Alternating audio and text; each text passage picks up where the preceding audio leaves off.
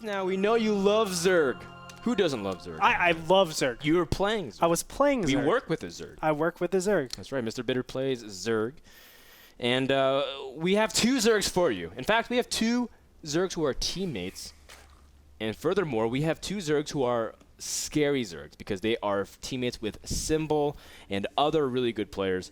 We have Revival and Ragnarok. Starting in the top right, we have the red Zerg. It is Ragnarok, one of the online warriors for a long time, entering things like Zotac and the Playham Cups. But you know what? He's a follower. You know why, Andre? Because in the bottom left, we have the guy that I would say is Violet Light. Because Revival was a lot like Violet, only could compete online for a long time. And in fact, if it wasn't for Violet, Revival would be the most winning player in Playham history. But because of Violet, Revival kept getting second. And now Revival is starting to break out onto the LAN scene at MLG. You saw him play really well. And that's kind of the cool thing. Like, people are just transitioning from that online nervous player that couldn't really perform to being able to compete at LANs. Yeah. And I think Revival would be one of those good players. If we had him in Season 4, it'd be a pleasure to watch. It's a shame. You know, Revival's that guy that goes to an Olympic trials and barely misses the qualification. Like, yeah, and you always guy, say, like, you know? you're an Olympian, but you never can really say that you went to the Olympics. You know what I mean? It's just like... that's actually a funny story because that's actually what Lauren is too. She competed at the highest level, level 10 of gymnastics, and was about to qualify for the international team, but she got a major injury and never did. But she was she was good enough to, but she tore her ACL 3 times, I think. Something like that. Something similar actually happened to my dad. He was a gymnastics champion, and he was doing Chinese boxing, I think, or something like that. What's Chinese boxing as opposed to regular boxing? What's I the don't know. difference? But all I know is that he went to go throw someone or something like that. You throw people in boxing? Whoa! There's something man, crazy, man. That is Maybe it wasn't boxing, some sort of judo, but it was Chinese, whatever it was. And he went to go throw some like 300-pound guy, and he snapped his leg. Ooh. Yeah, it was not pretty. Dang, usually the whole idea of those kinds of throws in judo is that you can take that extra weight and use it against them. But in this case, he just used it against you. Oh, that's just awful. But guys, this is DBZ on Entombed Valley. Yeah, let's talk about it real quick. We already see a fast expansion coming out from Revival. Now, the big thing is this ramp and how far it is away from any spine crawler locations in the early game stage. A lot of Zergs actually choose to really punish that, and that's why I think we're seeing right now Zerglings out on the map, and I wouldn't be surprised if when Metabolic Boost is just about halfway done, or at least when this inject finishes, these are all going to be Zerglings, and really trying to punish this expansion coming out here by Revival. Yeah, and you can see an early pressure from Ragnarok, but the Queen comes down, and that really that should mean that the pressure is over, because Queens are just really good, especially on a map like on Entombed, where you can inject and protect the ramp in almost the same breath, because Queens had that extended range. Now, Revival immediately dropping a Baneling Nest, Andre, and a lot of Zergs have just been kind of going for defensive Banes, really trying to get maybe 3-4 Banes, but in the end play super greedy, drone up, get 2 base tech, and then be able to set up a strong mid game as a result.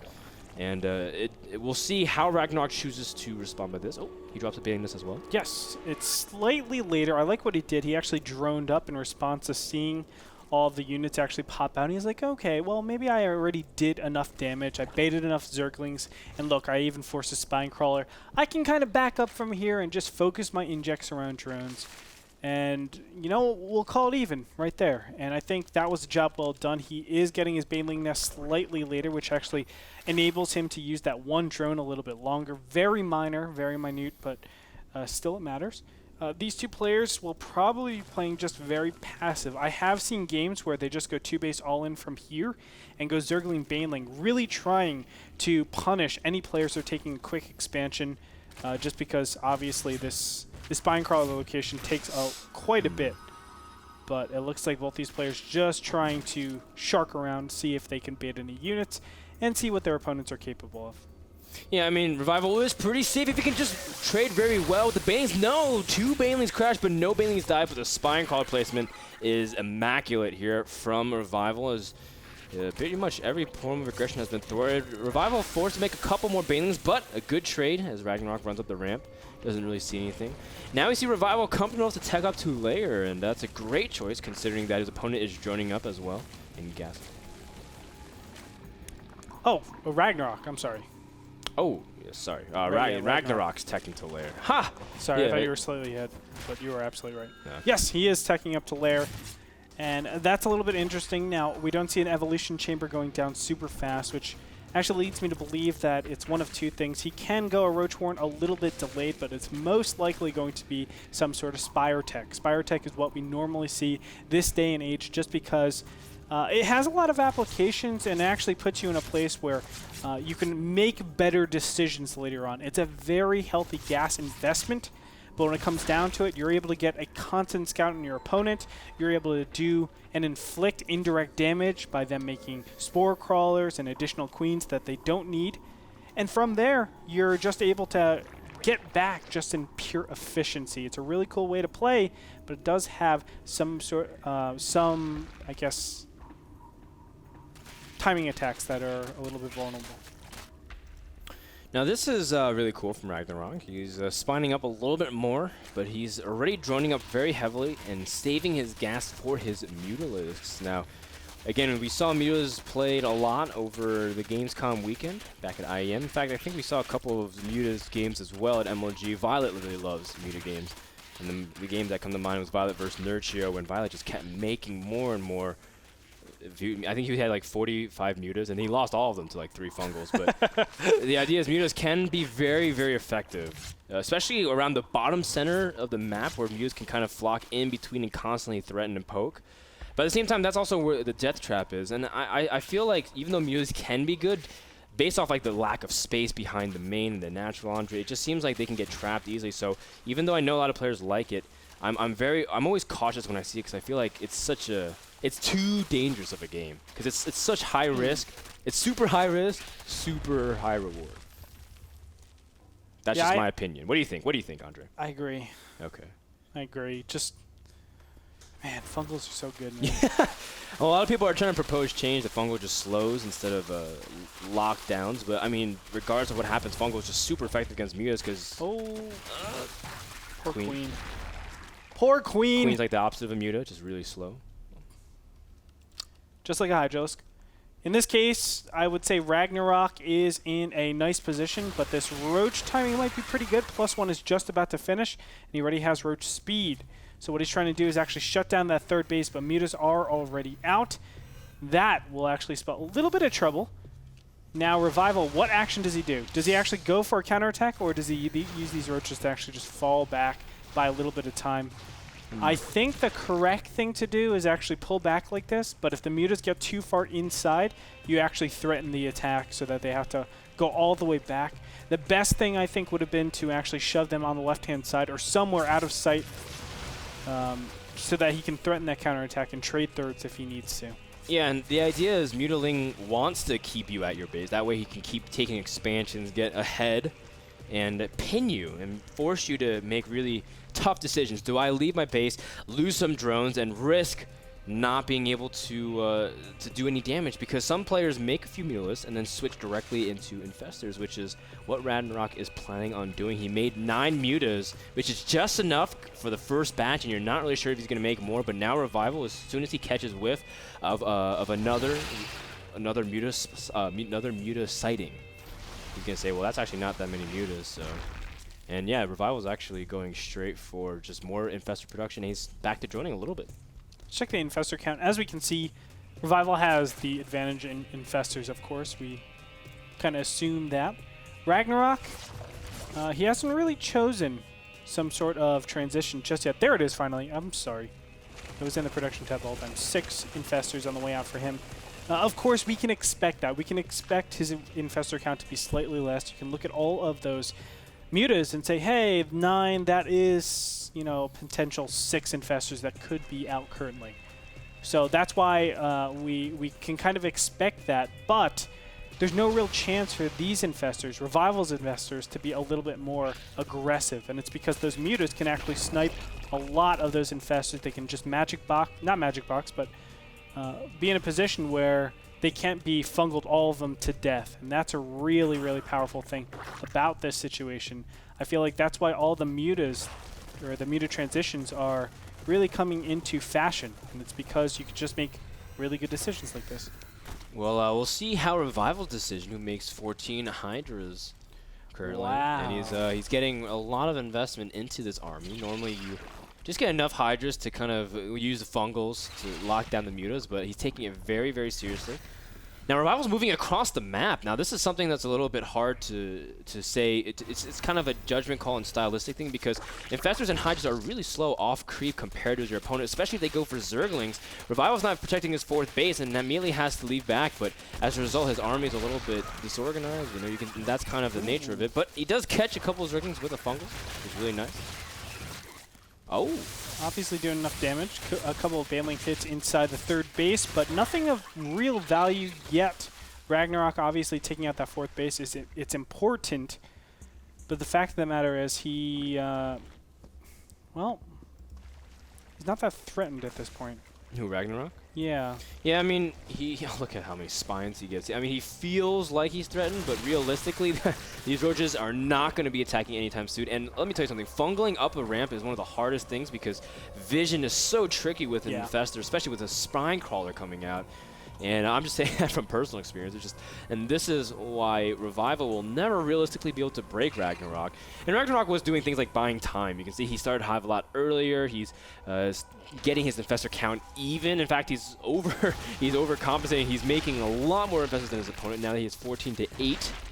We'll see how this attack from Revival pans out, though. Ragnarok is low in supply, but I mean, who cares when you have this many spines? Andre, he's got 30 supply. He got 30 spines. Yeah, that's good. This is. Oh my goodness, we're going to see if he's able to do anything. Oh, wow, he's going all the way up into the base. Zerglings are behind there, but look at how many spine crawlers just chugging away. And now finally the roaches from the right-hand side are trying to actually get in here, but the infested Terrans, they're coming out in huge numbers for Ragnarok. Ragnarok's going to clean this up so easily. Look at that. Spine crawler, infested Terrans, and fungals just absolutely covering the battlefield.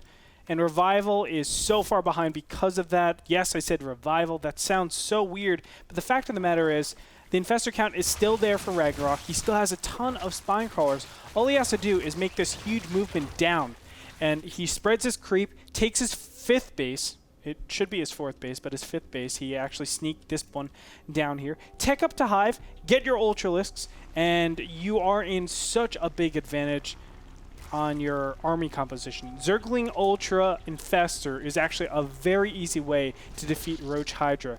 It sounds kind of weird, but roaches get torn apart so fast to Ultras, especially when they have their essential upgrades done.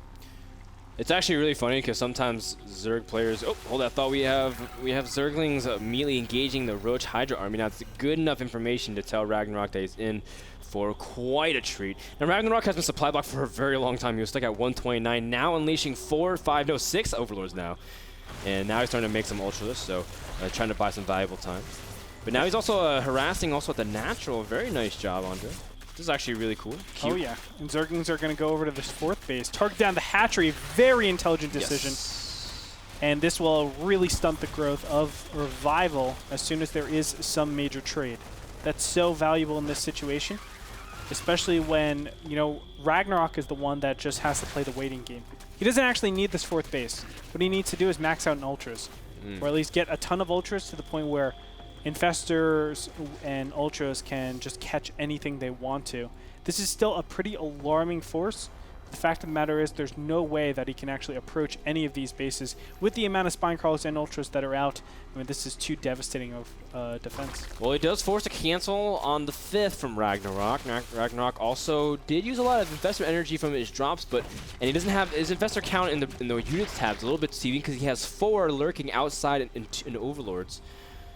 And now you can see that he does have 4 Ultralisks, but he's still waiting on 5 more. He's going to over double his Ultralisk count, and that's going to be Revival as a scary moment. And in ZVZ, especially because of the way rallies work and everything like that, if you just win one major decisive battle, things get way out of control. Yep. Roaches snowball, Ultra snowball, and with the mobility of Zerg, reinforcement would be way too strong. So the next fight you see is going to be very, very simple for Ragnarok. You fungal down all the roaches and hydras. You go ahead and make sure your ultras are actually attacking all of the units instead of, because sometimes their pathing is really bad.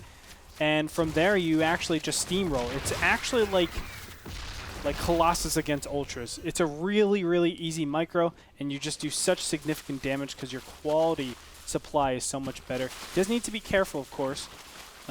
This is obviously not good, losing infestors. Yeah. But he pushed out before he was actually maxed, which is unfortunate. Well, I mean, Ragnarok is buying a great amount of time, keeps dropping infested Terrans with the Overlords and really forcing Revival to keep at least some things back at home. Ragnarok not able to take a 5th base, but of course, the Revival thinks he's a lot farther ahead than he is. Another drop also down into the bottom center expansion, a couple infested Terrans, but really, again, Revival is just he's constantly sharking around. Ultra takes some free damage though. Oh, and the fungals land onto all the roaches. Andre, there's a huge, massive green. The Ultras are able to get full amount of DPS. The Baneling's now coming in to clean up the Hydralisk. Even without Baneling speed, he didn't need that, and Revival just got absolutely demolished. Wow. Oof. Yeah. That hurts. Ultras are good, man, but you know, the way you actually defeat Ultras is to get like Dark style. A ton of infested Terrans, and you can surround all of the Ultras very, very easily with just throwing out as many beach balls as you want. It's really, really effective. From here on out, Ragnarok will probably just continue this composition advantage into the later game stages. He needs to establish his 4th base, rather his 5th base, and just max out. He is maxed out, actually, so he's going to try to put a little bit of pressure on his opponent. I love the infested Terrans all around the map. Yeah, I love the infested Terrans as well. Also at the natural poking again. Revival though, he has his own Ultralisks. And let's take an inventory check, Andre. We have 11 Ultras to 8 and 9 infestors to 5. And a lot of Zerglings, but Zerglings honestly can't do too much unless they get a full surround. In fact, we're about to find out whose army is better in terms of the engagement and ability to micro. Couple of the Ultras from Revival are dancing in the background, not able to get the DPS. A phenomenal surround here from Ragnarok, and he's going to be able to crush everything. Revival's losing a huge amount of supply, almost everything in the Remax. And Ragnarok does end up cleaning up almost everything here. The Roach is coming in, going to push back, but he's lost almost all of his Ultralisks. Ragnarok keeps his infestors as well. And these engagements are trading so well for a Red Zerg player. I mean, all you want to do is actually focus on getting your Ultras and your Infestors out for both these players, or more so Infestors, I would say, for Revival, if you're going to rely on Roaches. You do not want to be tanking the damage with your Roaches at all, because they evaporate to Ultralisks. So make sure you have infested Terrans to actually surround every single one of those Ultras, and then you can actually engage. But it's tough when Roaches are actually your staple and you have to constantly remake them. The good thing about Ragnarok's army composition is that he gets to rely on Zerglings. That's the staple of his composition. But what he cannot allow is some sort of lull in the combat. He needs to make sure there's constant trades. That way, Revival always has to keep making Roaches, which limits the infestor count, which obviously limits his ability to deal with this beautiful army composition that we have from Ragnarok. Man, I wish there was like a stat you could see of energy used, because you can see how much energy these infestors have been using. They're still dropping these 2 overlords that Revival's never been able to deal with, and Revival's now moving across the center of the map. Now, if you can avoid the fungals, great things can happen, but the Bangs are rolling in straight into the Roach army. It doesn't even matter if Bangs are ineffective. The Ultras can completely crush the remainers of the Roaches because they're so soft from the detonations. The infestors, fungals also latching down the majority of the army. Ragnarok now on the pursuit. Oh, look at the flanking Ultras from the bottom right expansion reinforcement path. Ragnarok does back off, but again, Andre, great engagement from our Red Zerg player. That's exactly right. That's exactly right. He's taking his expansions a lot easier from here on out. Not only that, his remaxes are 10 times easier as well. And oh no, Infestors being taken out right there. And what is Ragnarok going to do? He remaxes, groups up, gets a couple of Banelings, goes in again. That's exactly what you need to do, and your mark is going to be maxing out at 200-200. It's a perfect way to actually play this matchup out, and it really takes advantage of the current metagame, I think. Oh, a huge fungal on the bottom of the ramp, Andre. It does take advantage of the metagame, but take advantage of the positioning as well. Ragnarok is going to just completely surround everything. Infestatorans drop immediately, gets surrounded. Now, Ragnarok does have a lot of low ultras, but the reinforcement ones are the ones that Revival have to worry about. His supply is now below triple digits. Look at that. Ragnarok even drops some of his infestors from the Overlords to join up with the army. Knows that he needs the energy, and for good measure, look at how efficient some of them have been. And these Ultralists don't even need the chitinous plating, Andre. They're just so intimidatingly strong. And during this whole time, the bottom right expansion, not a single finger has been laid upon it. This has just been a great game for Ragnarok, and he's pressing, and Revival can't hold any longer. Oh, yeah. If you look at that, the remaining gas, I think they start with 2,500, so we're looking at about 2,500 gas from both of those geysers, yeah. Which represents, what is that, almost 13 Ultras. GG gets called. That bottom right. 2,500 gas can produce 13 Ultras? It's 200 gas, 300, 200. Wow. Yeah. Well, if you want to talk about the difference maker, that's it. And it's really funny, too, because the Ultralists, some of the reinforced ones came from that base. And I think from the angle, like, it's probably like Revival thought, like, well, that's probably my Ultra, right? Coming from the bottom right. It's like, no, actually, he works for the other guy. So it's really funny sort of engagements. But in the end, we see that Ragnarok takes game number 1. Andre, do you have any thoughts before we go to commercial? I love that style. That's all. We have a great set of games tonight, but that was actually a great game number 1. We're about to go to commercial break. When we come back, we'll see what map it is. Me and Andre have a little bet of what map is coming up next. We'll find out what happens after this break. Don't go anywhere. Be right back. Hint, it's daybreak.